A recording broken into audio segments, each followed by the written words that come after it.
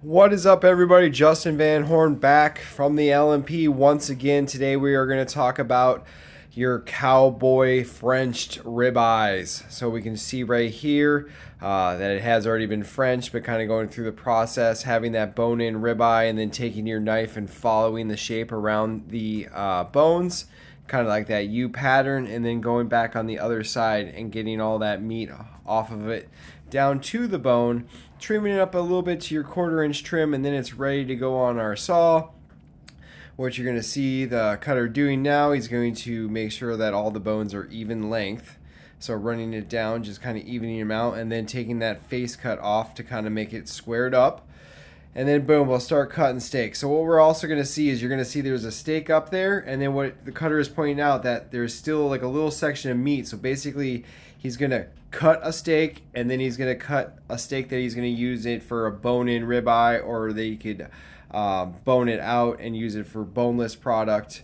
But so you're going to get a steak, then lose a steak. Get a steak, lose a steak. So boom, got a bone-in cowboy right there, and now we're going to cut that bone-in ribeye that's not Frenched piece out of it to get set up for the next French steak.